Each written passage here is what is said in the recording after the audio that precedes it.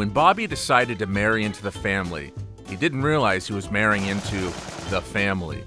And when his soon-to-be father-in-law, Don, asked him to sign some family documents, including a deed to a property that Bobby inherited from his grandmother, it was an offer he couldn't refuse.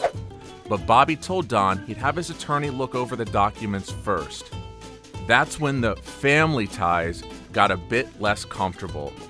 Don didn't think Bobby should be asking so many questions, so he took him on a long drive to a narrow bridge and told him it was time to make the family ties official.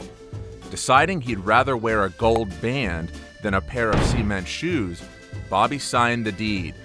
Don was thrilled and threw the couple the wedding of the century. Of course, he'd recently come into some money since the sale of Bobby's grandmother's property had been so lucrative.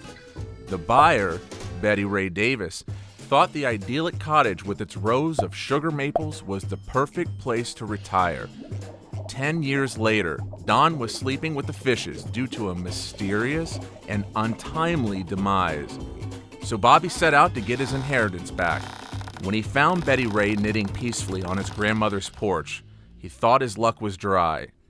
That is, until he sued for ownership of the property, claiming that he signed over the deed under undue influence and duress.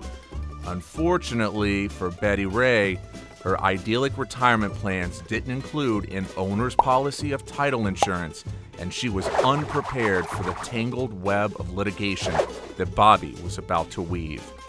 The attorney's fees required to defend Betty Ray's title ate up her retirement funds, but losing her home would have broken Betty's heart. Guess she should have bought an owner's policy before getting mixed up in family business. When it comes to protecting your investment, don't get tangled in problems from the past. Make sure you have an owner's policy of title insurance.